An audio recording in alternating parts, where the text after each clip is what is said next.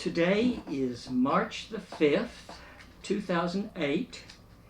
My name is Gregory Hall, and we're in the home of Vera Smith Ross in Bonham with her sister Mae Helen Smith Higgs, doing this interview on behalf of the Fannin County Historical Commission. And I just want to thank you both for agreeing to this.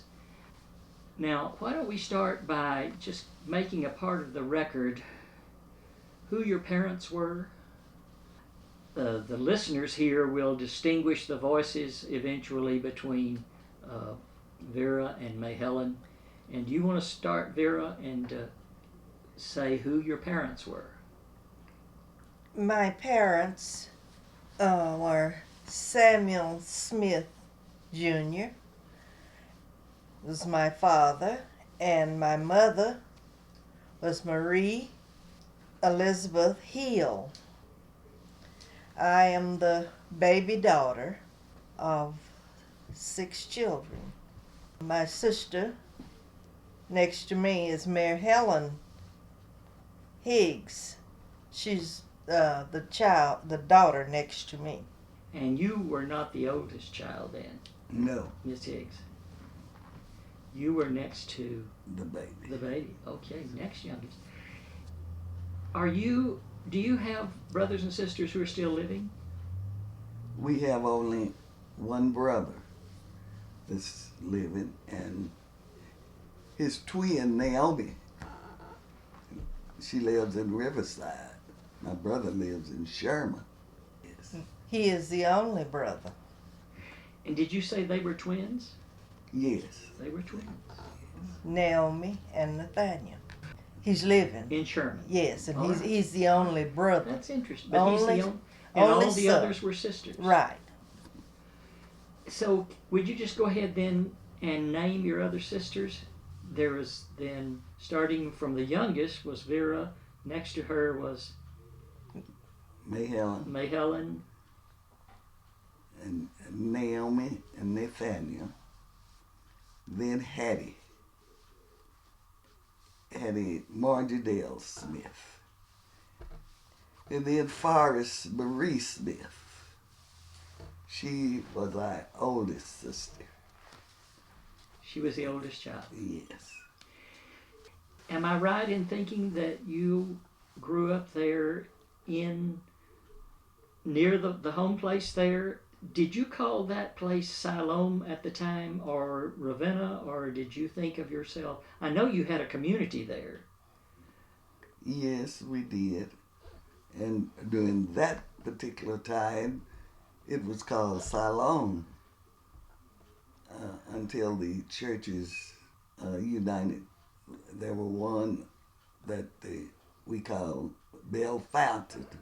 And in the later years, many years, they emerged, they went together. And now it's called Union. And that's the name of both the cemetery and the church. Right. And I know, of course, from talking to you before and from my own research into the community, that church itself began around 1875, somewhere in that time period. Yes. And was moved once. Yes. And it's still an active church, actually. Yes, indeed it is. I don't know if they have the history of the Union Cemetery, which originally was the Smith Cemetery, the Siloam Cemetery, and the Union Cemetery. Can you tell me that history from your own memory? I can tell you what I learned from Brian Dupree,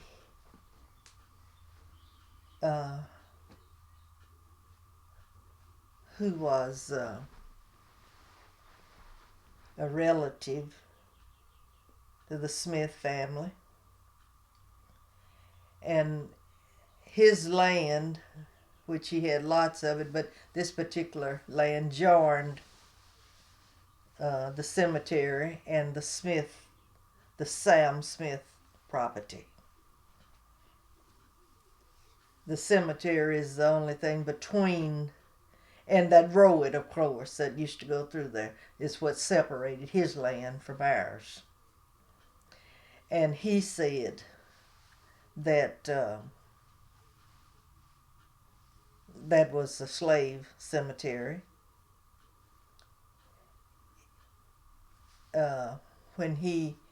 When they put the marker down at the Bonds farm, and the write-up that he made,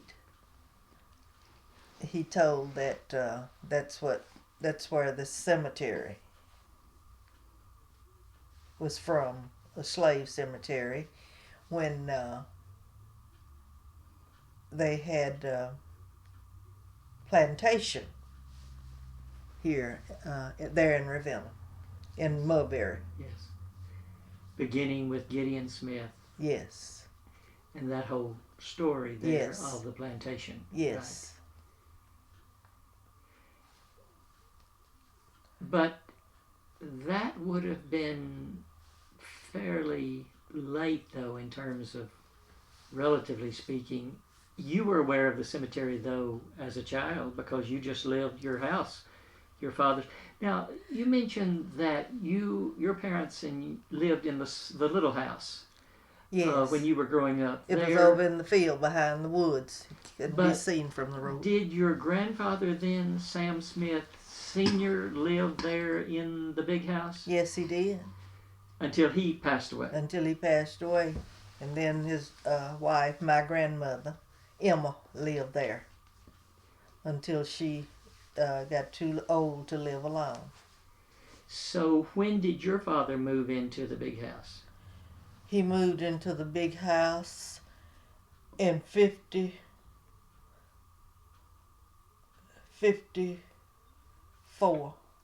In any case, after your grandmother passed, you didn't Right. move in with her. No. So you stayed there. And Right. so basically you grew up in Both houses. both houses. Is the original little house still there? No, it isn't. Right. No, we tore it down.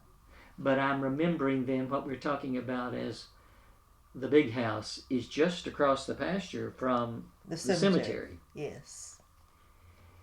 And there's a story there that, in fact, I remember Roosevelt told me going around a group of trees there with a Geiger counter of some sort of instrument trying to locate other graves, or because those trees are actually outside the boundary of the cemetery, at least at present, or that's my recollection of what he told me. Do you know what he was looking for? Were they just trying to find other graves, or? Yes. Trying to find anything that might tell us something. Yes. They said it was Indian buried there. That was out in the pasture from the cemetery. Yes. Yes. Where Where those trees are. Yes. Peter Chute. Yeah, Where Peter Chute is buried. yeah. Because in Letha Smith's book, Uh-huh. she has that story of Peter Chute, Yes. an Indian, having been captured by Yes. the Gideon Smith or the plantation people, and that he was buried there. Yes. In your story or in your family, did you have hear anything about Peter Chute from your own stories? No more than what Dad said. It was an Indian buried there, and his name was Peter Chute. So your father knew about this Yes. even before Letha Yes. mentioned it in her book. Right. Your father knew that, so he Yes. would have heard that from. My his father. grandfather gave the community the cemetery, I was told. Your grandfather, that would have been Sam Smith Sr., Yeah. Yes. gave that land. It was already. They made it possible that grandfather would get the land there at the cemetery, where the cemetery was, because that was the slave cemetery. And we don't know, maybe his mother could have been buried there. We don't know who all was buried there that was family before, but evidently Gideon them knew. They knew, because they made it handy that the cemetery was right there at Grandpa's. It was part of his land.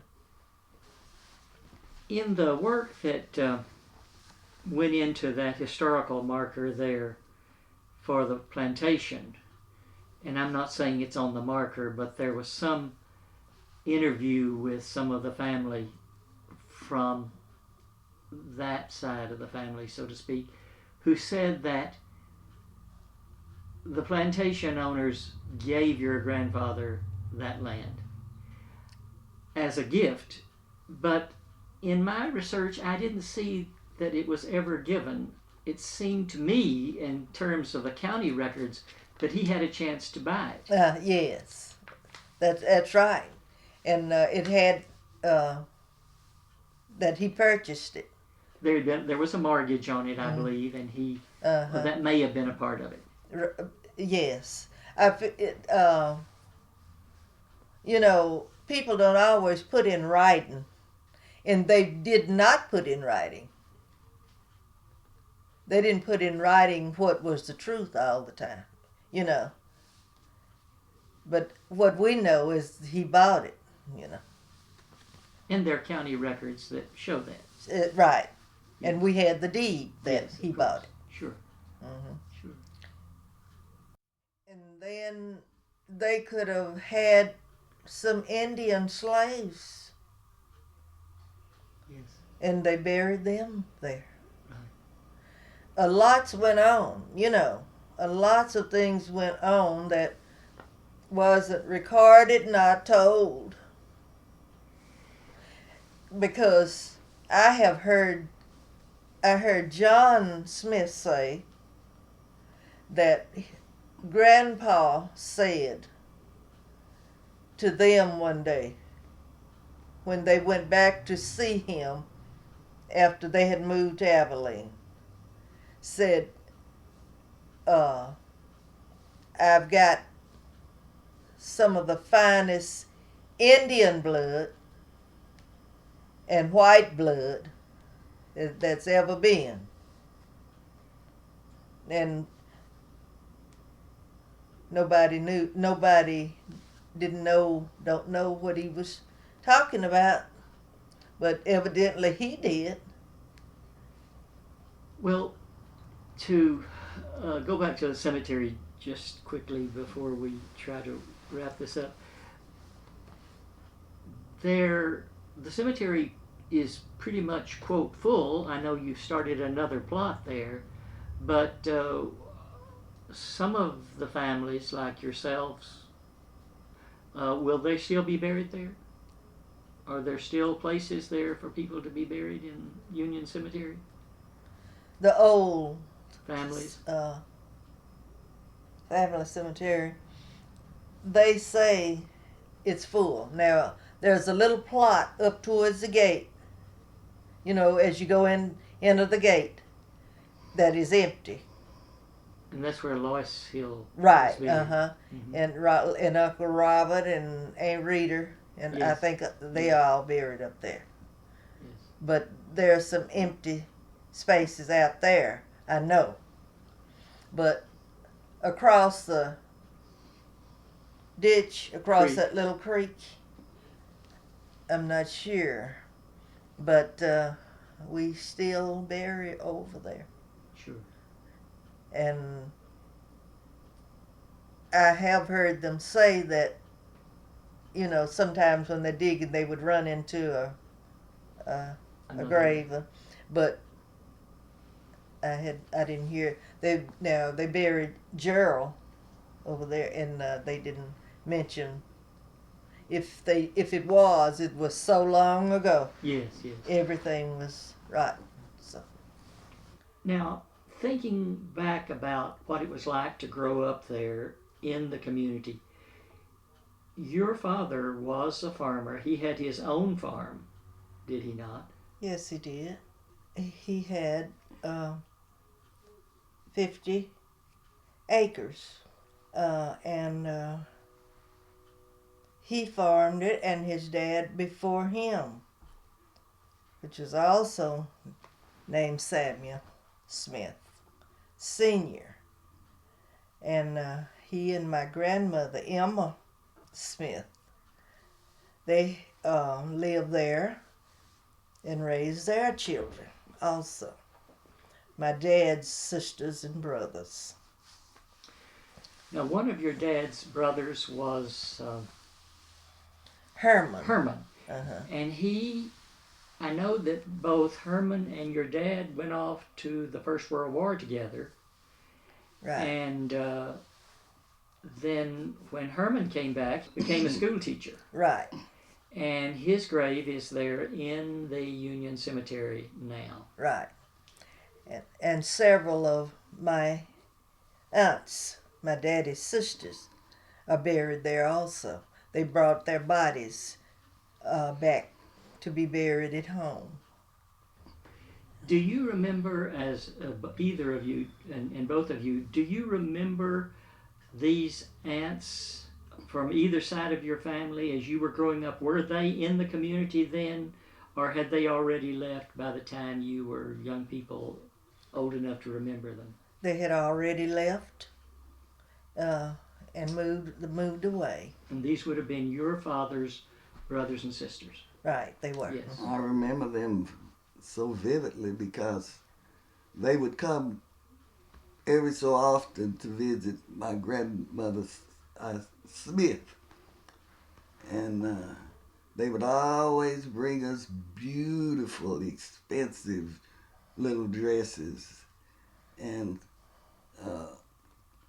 which one gave me a pretty red coat with fur on the collar.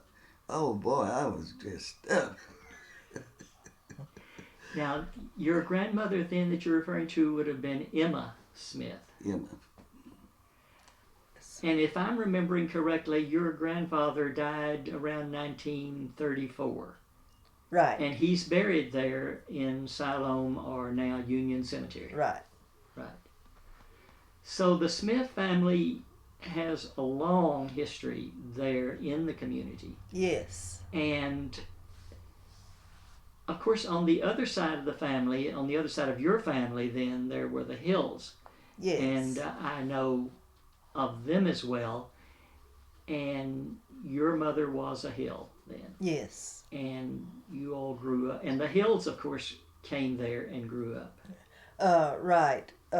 Yes. Grandma Hill, her name was Rosanna. And my grandfather's name was Zach.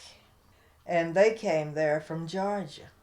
And they owned, they bought and owned. Do you remember how many acres that were? I don't remember before it was divided up how many acres it was, because they had like 8 children, and they had enough land that they divided each child a place to build a house and farming land, and out of 8 that had to be lots of land.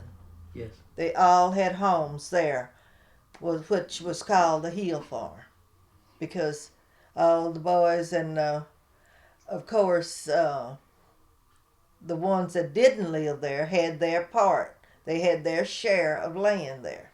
One of the stories that I remember you told me, Miss Vera, was that since you were the youngest child, you got to spend more time with your grandmother Hill, Rosanna. Right. And maybe she told you stories that the others didn't hear. Oh, she did. She did. And I just wished now that I had been old enough to know how to ask questions, but I didn't. And she just told me one day about when she was a little girl being sold from her mother when she was 12 years old, and said she never saw her mother again. Of course, it made me sad, but I still didn't understand, you know. And she also told me about going down to the river to get water and being attacked by a panther, she called it. And she had a long scratch right along there. And I can remember pulling her shirt down a little bit, saying, and I'll wear that scar to my grave, where it scratched her. Now, would they have been in, what state did you say? It was Now, Georgia. these are the hills. Yes. Where would they have been? Around Macon. In Georgia. Uh-huh. Now, Mae Helen, do you have memories of your grandmother, Rosanna, as well? Oh, sure. So what would your memories be of her? She lived at a log cabin, I guess you'd call it. And she lived alone. And I can remember whenever we had a visit with her, the first place we would go was to the kitchen because she kept what she called tea cakes, which was cookies we now call. But she made tea cakes, and everybody loved Granny Hill's tea cakes. She was very energetic for her age. Of course, people walked in those days, which helped them a lot. And she could walk. You wouldn't believe, a person wouldn't even try now. But she could walk and just do things that people don't do now. And we always enjoyed. And after she got unable to live alone, she came to live with us, my mom and dad. We didn't live too far from their farm, and she lived with us, and we always enjoyed her being around. She was very particular about what she ate. She didn't like chicken. She liked guinea meat, and she wouldn't eat a boiled chicken egg, but she would eat a guinea egg and a dove egg,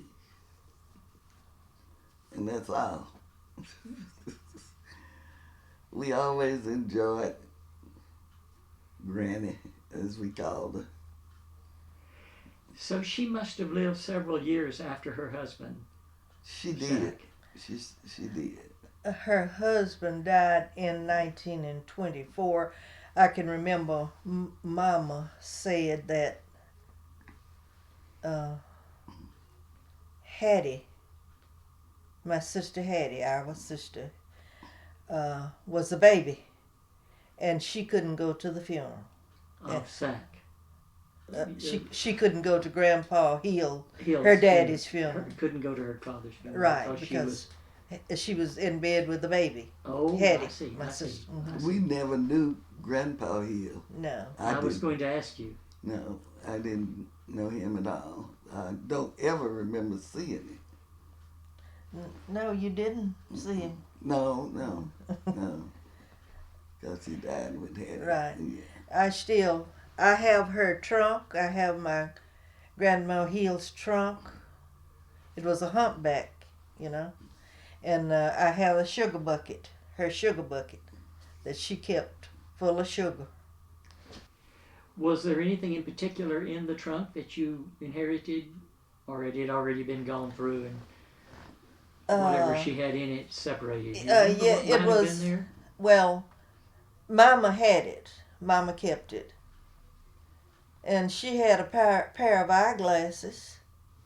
I still have those. I have some of her reading glasses, the little like that, Mm-hmm. someplace. Now we're still talking about Rosanna Hill. Yes. Her things.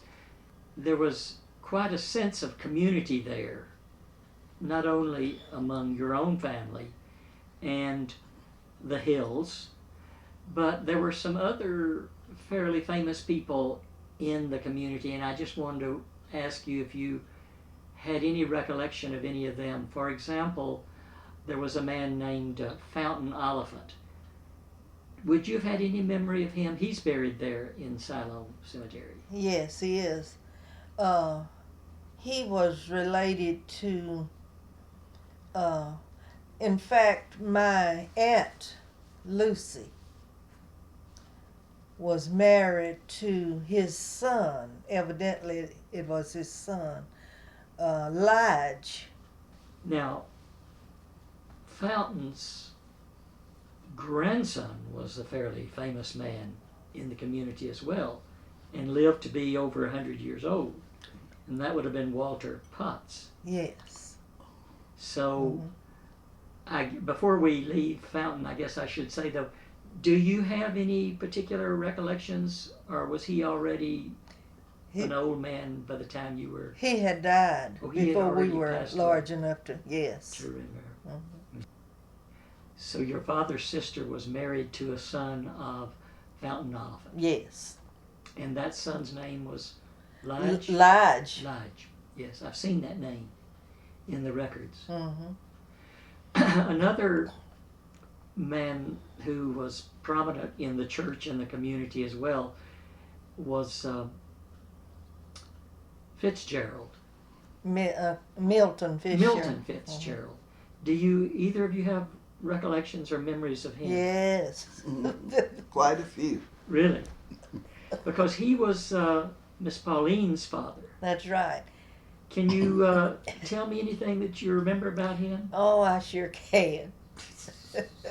He, excuse me. He was blind, and we were children, and they lived not too far from the road where we went to church and school, and we would go down that road every day. I think it was used mostly because of the school being there and the church. And Uncle Milton, we called him, he could go anywhere in the community he wanted to go and find his way to and from without any help. And he would go to the mailbox, which there was a road that we used in those days to go to the cemetery, go by the cemetery, right by the cemetery. It's grown up now and it's closed. But he would use that road and go to the cemetery to the mailbox every day. Yes. And sometimes we would be on our way to school or from school, or kids visiting one another. Anyway, if Uncle Milton was coming down the road, we would say to each other, "Let's get quiet. There's Uncle Milton. He don't know that we around here." We'd get real quiet. This was our friends like Mae Helen and I, and Edna King, and Doris King, that was Edna's sister, and we would get real quiet, and we thought that Uncle Milt didn't know we were around. So when he would get almost to us, he had this stick. "You come on out of there, you little booger. I know you there." he'd be just pecking with the stick. Uh-huh. And we were so tickled, we didn't know what to do. You couldn't keep from laughing. Yes, and he would always, because we didn't realize that he heard us. Yes. You know, we just thought, I don't know what we thought, but we thought we could fool him. And he would laugh when he'd get right next to us. He knew it. Yes. And say, y'all come on out of there, you little boogers. and we would have a big laugh about that. And being children, that was so much fun to us, you know. And when he'd he laugh went to too. the mailbox, Mhm. it was about 4 or 5 mailboxes on this wheel, Uh-huh. and he always chose his He knew his from the others. from the rest because we had one on there.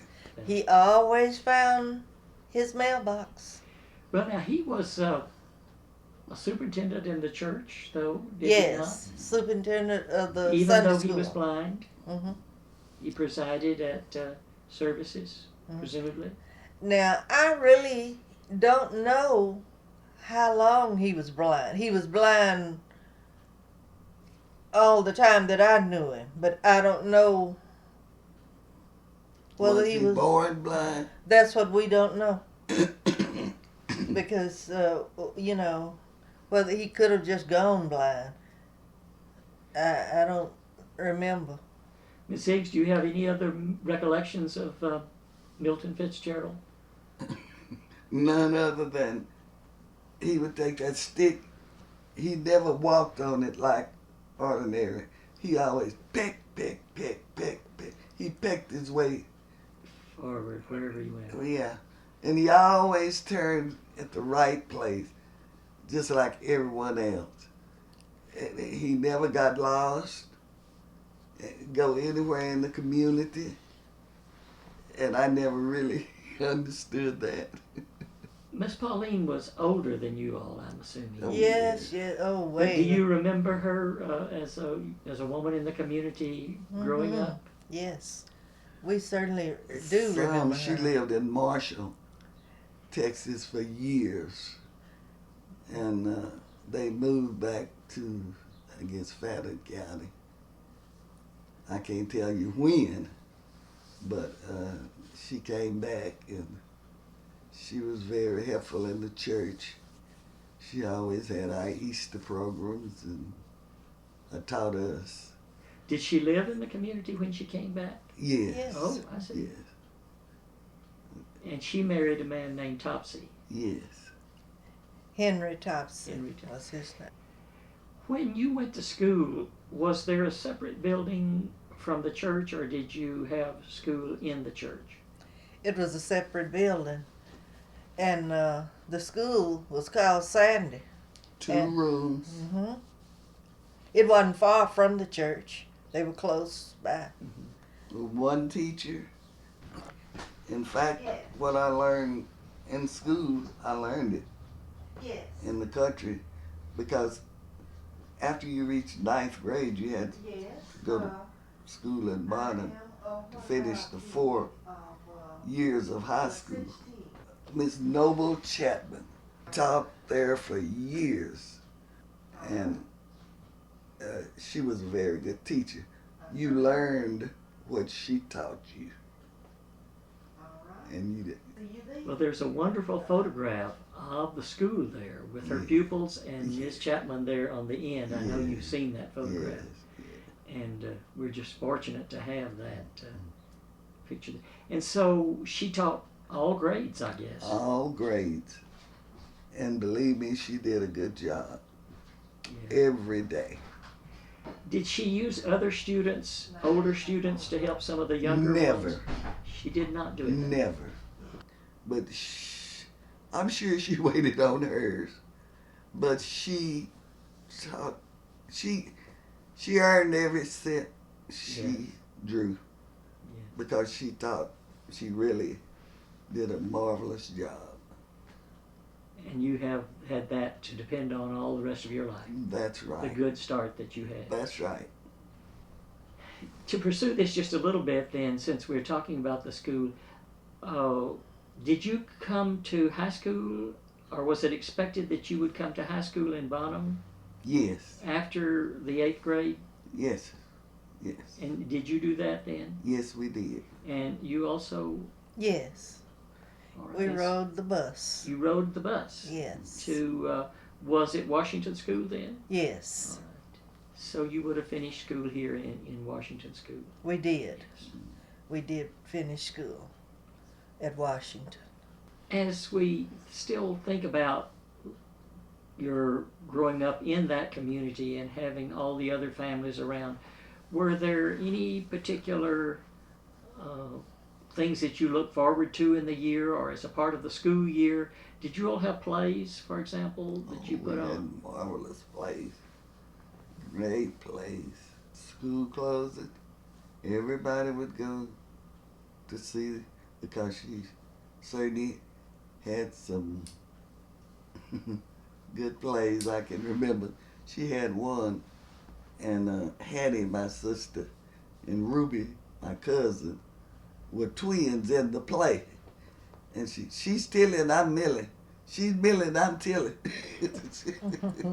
I was small then.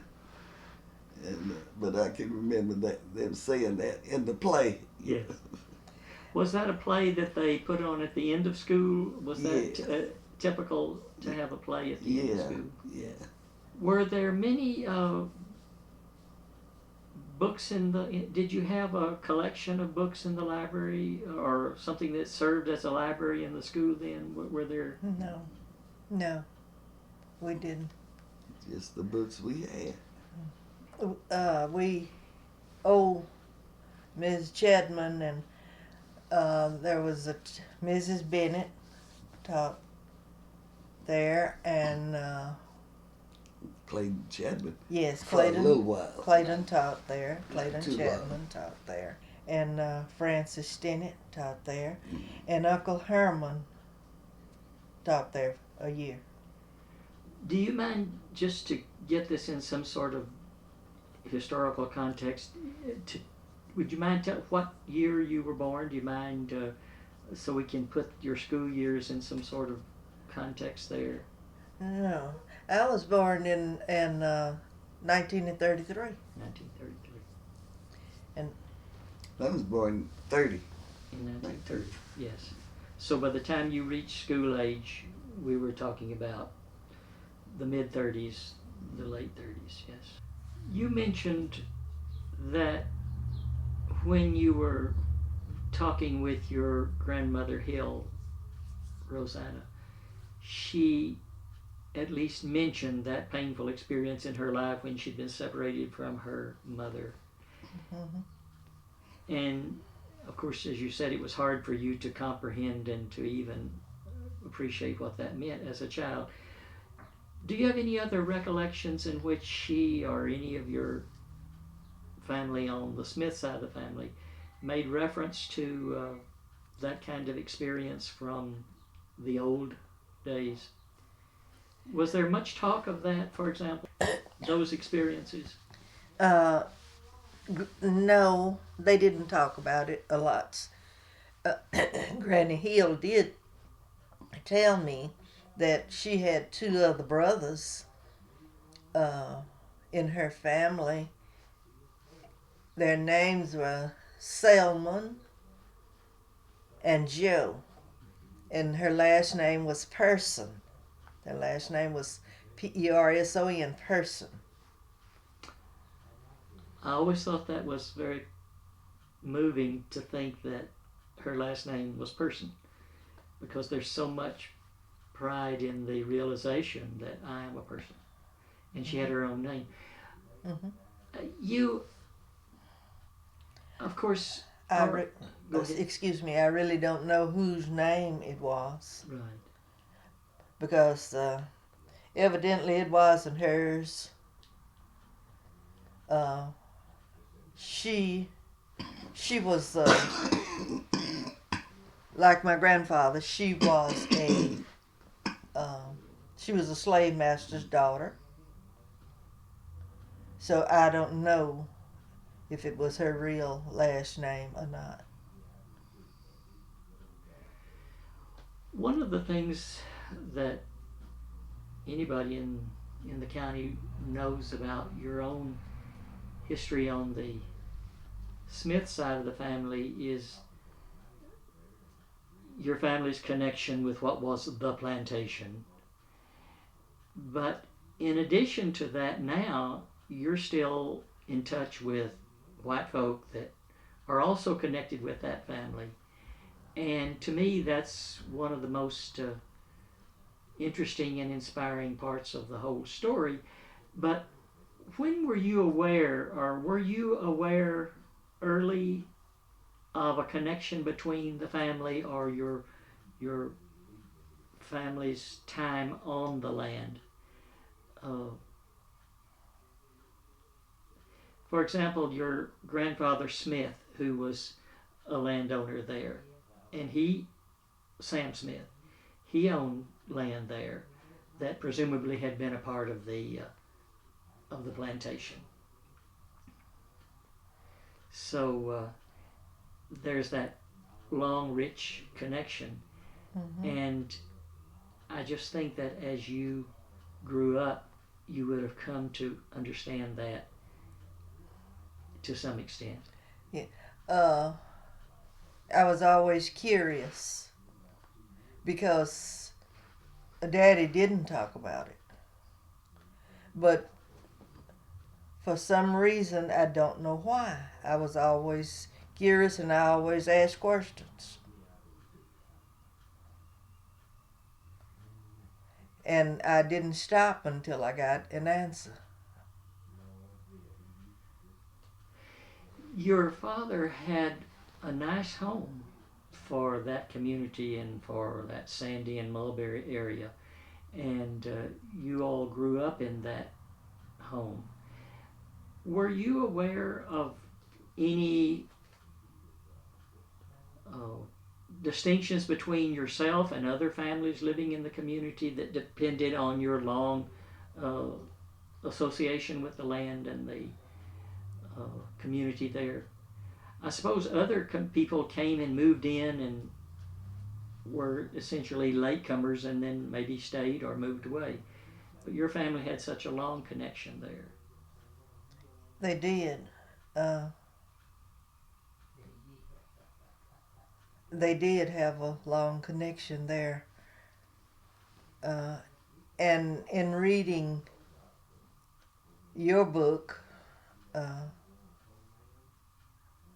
I saw so many of the people that live there. All of the people that we ever knew, you know. And some of them I had forgot all about, like Ailey Davis and George. And when I read your book, it brought back memories of them. And I just enjoyed reading it so much. And there were some people I still don't know who they were, like Clifton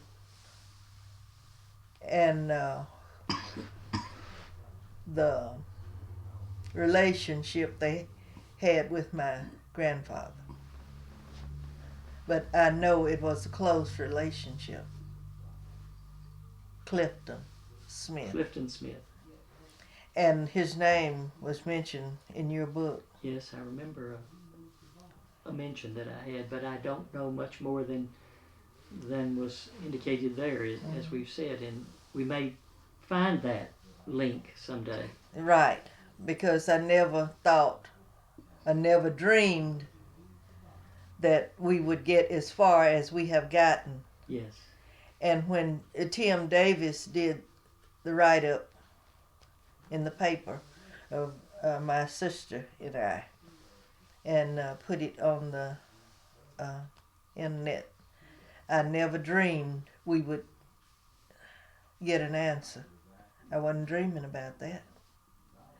Even though I knew there were people out there, relatives out there, but I had no I never thought that anybody would answer. Yes. You mentioned the woman that you met recently over in the Sherman-Denison area. Was she a white woman or a black woman? She's a white woman. She's a white woman that you've met. Yes. Was she aware of the story in the relationship to your family? Or? She said she wasn't aware of any more than what Dean has told her. And Dean knew because I guess his mother had told him, evidently. And Dean's because his name he is knew. Smith. Is his name Dean Smith? Is that? No, he was a tailor. He's a So tailor. evidently it was his mother was the Smith, Okay. related to the Smiths. On that side, yes. Because he knew that his grandmother was my grandfather's sister.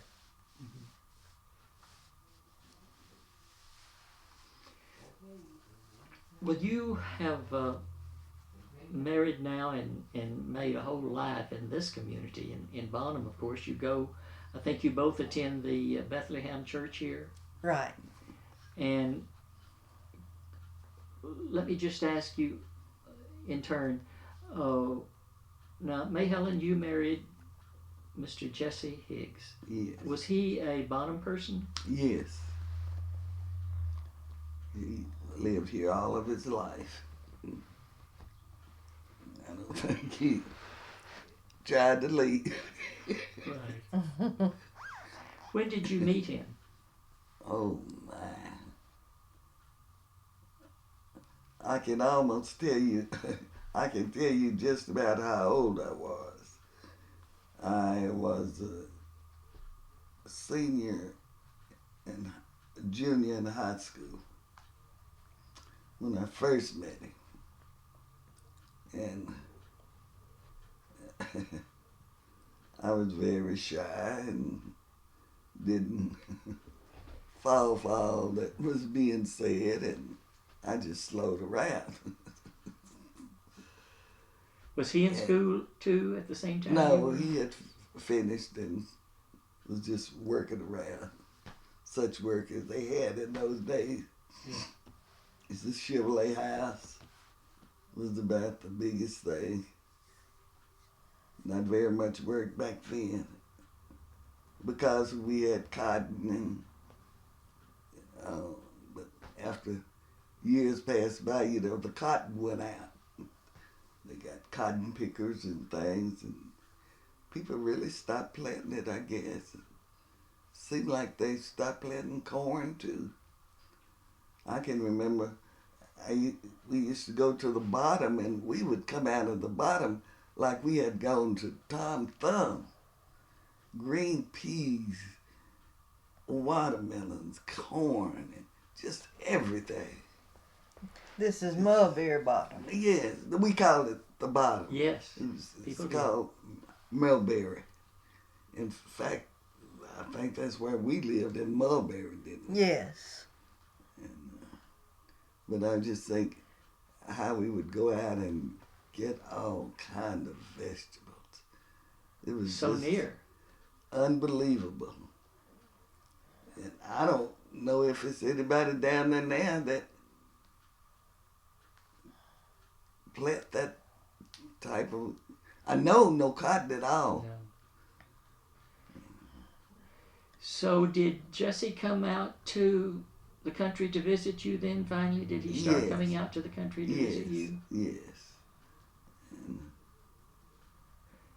None of the After other... I finished school, well, that's when I joined the 60-year marriage. When did you marry? March the 7th, 1948. I think this year would be the 60th, I believe.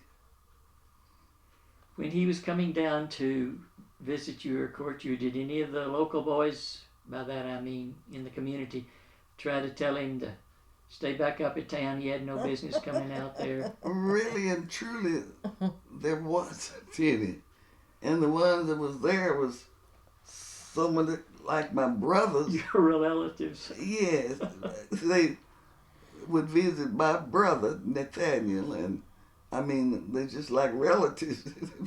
There wasn't any boyfriends. When you mentioned, I remember that you have a photograph of your father with his mules and a cultivator, and it looked like maybe he was still cultivating cotton then. He was then. Yeah. And then there's another picture of you, sisters, a beautiful picture, when he was unloading corn into his barn, and you all were sitting very poised, and it's just a beautiful picture in terms of the composition. But he was actually putting corn away in the barn. No doubt we had helped him. It was many times I would go back and they, what did they call it? Thrashing peanuts. What? Yes, they thrash peanuts. When they put them in the sacks and you would go around and pick them up. I can remember riding on some kind of whatever it takes to do peanuts. I don't know. But did you help your father on the farm? I mean, with the farm work? Yes, we because did. many girls and boys, of course, had to help their fathers. Oh yeah, we did. We never got to work out any. Many children pick cotton for different people that had large cotton fields, but we never got to do that until we finished our own farm. Whenever we finished, my dad, well, if we could go out and make some money for ourselves, if we wanted to. Did you go into Mulberry Bottom then? You Yes. mentioned finding produce and vegetables and things down there to bring home, but did you go there also to work on farms? Yes. Whenever as I said, we finished our father's place. Yes. We could go chop, pick cotton, do whatever we wanted to make some money for ourselves. Just spending money. Mm-hmm. But this was after Dad got up in years that he would go down in the bottom and get, because he always Had it himself. Yes, he always grew vegetables too. Yeah, that was after I married. Yes. I remember. I'm sure you remember Juby. Was it Juby? Juby Bramlett.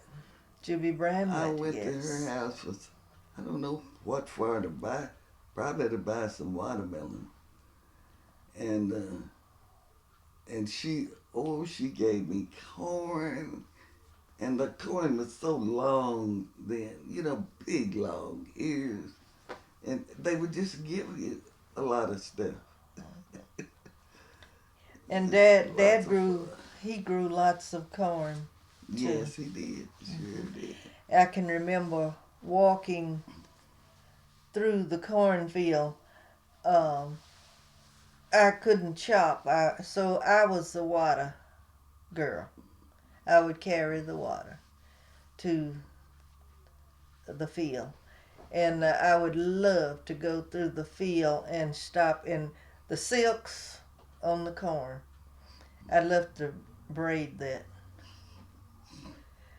And we just got so carried away. Dad said, y'all stop that. That'll stop the growth of the ear of corn. Y'all stop braiding the ears of corn. Let that go.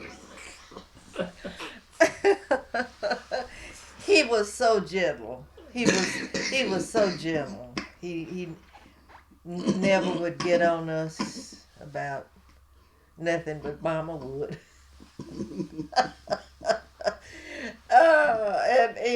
Mama, they are out here doing this. They doing whatever it was. He would call Mama. He'd put her on us. He wasn't gonna do that. Do you remember some of the things that she especially objected to, that she...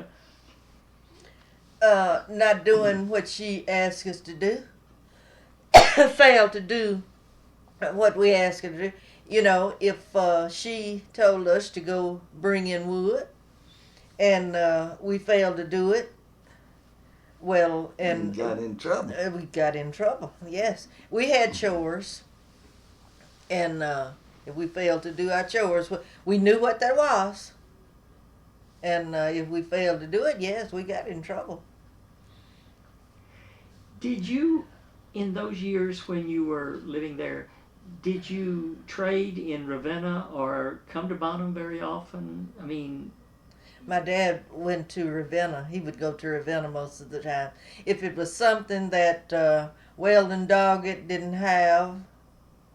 now that would have been a grocery store. Yeah, Andy Marshall. Now, when they had stores that carried shoes, things like that,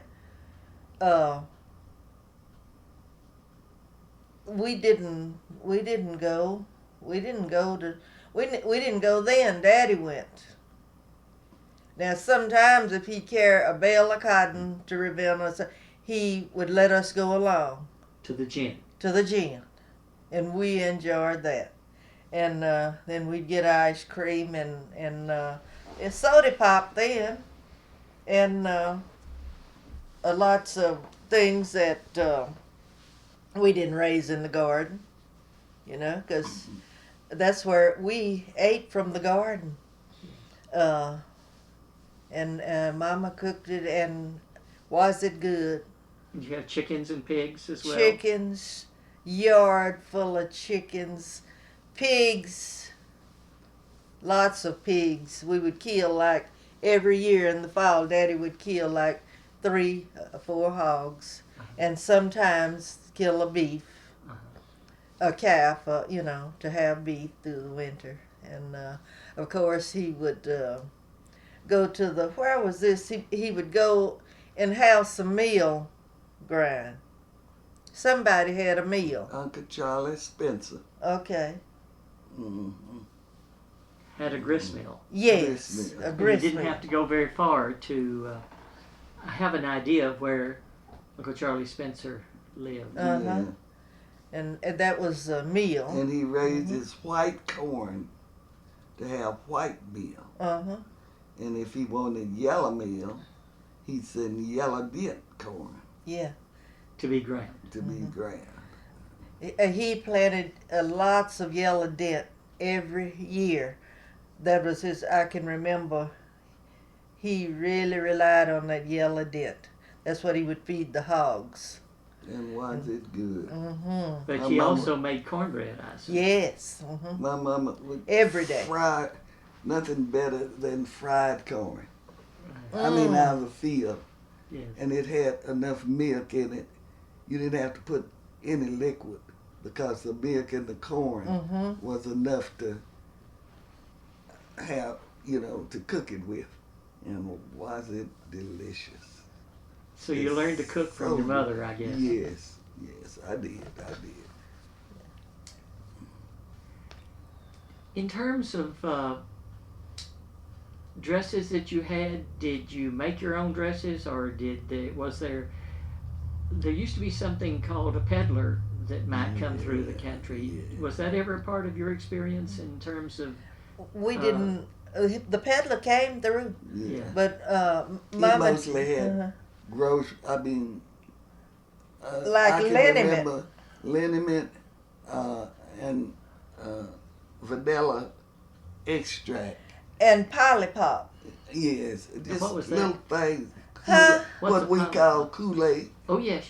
You remember Polypop? I do now. It was yes. called Polypop. Oh, in a okay. little package. But that, and it was so good. And then sometimes you could buy it in a jar, Yeah. a big tall bottle. Bottle. Mhm. Uh huh. Yes, and then they call it Polypop. It's now Kool-Aid, Yes. but it's the same thing. Only it was stronger then. You And know. the ice man would come every day you could get a nickel piece of ice, and you could get a dime of 50 cents. Or And- 100 pounds. And you wrap it in newspaper and maybe an old quilt, and it kept till the day. We would always get no more than unless we were going to make ice cream. We would get then 50 cents. 50 each. pounds. Yeah, Mhm. and but for every day, we would have enough for supper, dinner, and And we would go and meet the Iceman. Oh yeah. Did he come every day? Every other day, I believe Every it other was. He had certain days that he would come. And we would go over to Granny Smith's from the little house over there in the field where we lived then. And meet the Iceman and buy ice from him. And we had a little wagon, and we'd pull it home in the wagon. Now, was his ice wagon pulled by a mule or a horse? Or No, this was, he had an old truck. He had a truck. And I can tell you who, his last name was James, and he had one arm. Was he a white man? Yes, he And was they a call white man. him One-Armed James. One arm James, and he would bring the ice. Just to have a picture now of going to Ravenna to the gin. At that time when you were growing up, did your father have mules, or what? Did he have a tractor to pull the He had wagon? mules. He had mules. Mhm. That's He had mules, Belle and Nancy. Nancy and Belle were the mules. And then they got too old. He got another set of mules, Blue and Kit. I can remember those mules. And it was so much fun to ride in the wagon. It was like riding in a Cadillac there. To With- me, With Daddy. in the wagon. well, especially if you had a bale of cotton. To ride on Uh-huh. top of a bale of cotton. Yes. Now I did that once, riding to the gin from Mulberry on a bale of cotton with the mules Hmm. fully. That was fun. Well, of course, there were those times when. Did your mother? Did she make your dresses, or did you have ready-made clothes? Some of at them that time? she made, and then sometimes we would go to town. Charlie had a car. Hubert King had a car. Charlie Hill had a car. And Mama would get them to carry us to Bonnell, and she would buy us ready-made dresses and shoes at Easter at special times, and then sometimes she would make us dresses. Did you get to go with her when she went? Yes. Both of you got to go. Yes. Sometimes, because I can remember saying they brought me some shoes, and they were so pretty, I thought, to say that they hurt, but they did. And I guess I wore them out, and they hurt. But you didn't want to say they hurt But I- because they were so pretty. Oh yeah. But most of the time, we would go, especially when school was about to start. We would go get our school clothes and shoes, and then they bought some kind of feed and sacks. Chicken feed. Yeah, I get Came whatever. in sacks with a print. Yeah, Have beautiful material. and she would buy maybe 3 or 4 alike and make sometimes us some dresses out of those. Now, Mother used to get 3 chicken feed sacks, and she could make a dress Yeah. out of 3 Yeah, chicken yeah. feed sacks. And Mama also used those sacks to quilt. Yes. Yeah. Let's just go ahead a little further, and then we'll come back to Vera's marriage as well. But, Mae Helen, you have children now? Yes, I have 3, 2 sons and a daughter. Well, my daughter's the oldest. She was born first. And I knew just about as much as I know about a Cadillac, about taking care of a baby. And when was that she was born? In 49, I can remember it had began to get cold. And I thought I just had the baby just wrapped up. And I looked down in there and the baby was sweating. I was trying to keep it warm, keep her warm. You were living here in Bonham then, I guess. Yes. And what was her name? Jessie Mae George. Oh, Jessie Mae. She was named after, my daddy named her after myself and Jessie. And Jessie. So she was Jessie Mae. Yeah. Yes. That's neat. And you have 2 sons? I have 2 sons. They were all born about 9 or 10 years apart. Really? So that made me an old lady. I never worked steadily on a job because I waited until my children got old enough to go to school before I started working. And by that time, I was getting too old. Didn't nobody want to. No, not really, but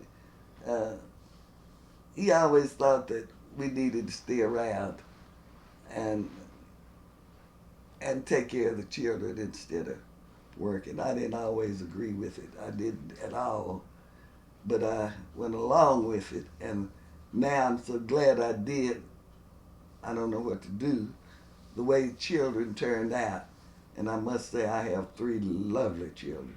And the names of your sons? My oldest, Bobby Lee Higgs, Yes. and Rodney Eugene. He's my baby. Yes. And he come along unexpected. I thought I was just going to have 2. So, but he's they're all just sweet as they can be. And you're proud of them? Very proud. Very proud of them. Don't know what I would do without him. Exactly. But I wouldn't want another one. I don't know how these mothers. I do know, because if you stay at home and take care of your children and stop wanting to run with them and do the things that they are doing and teach them just a little, you come out better, I think. I know. Yes. So today Today, everybody's got to work. They got to work. We building a new house. We buying all new furniture. We got 2, you have to have 2 or 3 cars now, because he have to have one to go to work. I have to have one to go to work. And the children, whoever's working, have to have one. So you have grandchildren too, though? Oh, yes, I have grandchildren. Yeah. Not a lot. I have about 8, and that's enough. Yeah. My daughter's children are grown. Neither of them are married. And they have very good jobs, doing well. Good children. Do they come back to see you here in Fannin Oh, County? yes. Since my husband been in the nursing home, Stephanie called me yesterday. She thinks I'm lonesome. And she called, said she was coming down soon. I think she said the week of spring break. And of course, Bobby's baby boy, Christopher, he's finishing school right through now. He said next week they got to go pay for robes, caps, and gowns, and take pictures and do all such as that. Is that high school or college he's finishing? High school. High school, yes. And he's looking at going to college. He's straight A's Oh, and wins those medals and things all the time. That's what that is a straight A medal. oh Yeah. yes, yes. Mm. Oh, and he's looking forward to going to school. He hadn't, last time he mentioned it was Baylor. I don't know, whether he's changed his mind or not. He said to me he had changed to UTA, Oh, right. Arlington University. All right. That's where his dad went to school. Mm-hmm. Bobby. You'll have anniversary the 7th. Do they plan to come? We never hardly celebrate our anniversary. Always birthdays. He got a birthday next week. Miss Vera, when did you meet Roosevelt? I met him doing school years. Went to school together. Here in Bonham? Yes. In Washington. Was his family from this area? Yes, they lived here. Roosevelt Ross Sr. and Millie Ross were his parents. And he went to school at Washington, and I beat him out of school, but he went to spent 2 years in Korea after he graduated. That was in 51 and 52, I believe. And we were dating then, at that time. And he spent 2 years. He got out, I think, in 53. Well, he went to Korea and spent 2 years, but he didn't get out right then. I think he got out long about in 53. And so when did you marry? we dated and we married in 56. Married in 56. And we didn't have any children, but we helped to raise lots of children. You got a bunch now. Yes. I think you're both active in the church here in town. Yes. Bethlehem Baptist Church. Yes. And you've been active there, I guess, for years and years. Mm-hmm. Yes. I think I joined that church in 57 or 58. I changed my membership from Union to Bethlehem. And I've been there ever since. And you're in the choir, I believe. I'm in the choir. I played for the choir for 2 or 3 years. Play the organ or the... Organ and piano. Played the piano for Sunday school. And played the organ for church. Mrs. Dale played the piano. That was for about 2 or 3 years. And when did you learn to play the piano? Did you learn early? I had the gift of playing by ear, and I took music lessons early, because Frances Stinnett was a teacher in Ravenna, and I took lessons from her. And I took lessons from Mrs. Sally McRuffin. She was a teacher at Washington. And in my later years, I took music from here in town. She had a studio out, Mrs. Etta Grable, and I took a refresher course and from her. Well, I thank you both so much. Thank you for the opportunity to go down memory lane again. I've enjoyed it. It's very good because so many of the young people, they don't know about the cemeteries. They don't know about the churches. They don't know where they come from, how they came into existence, or anything about them. But, you know, they can get the recording and find out about the history of how it came about. Well, I think they'll be lucky that people like yourself tried to record the history and to make it available to them. And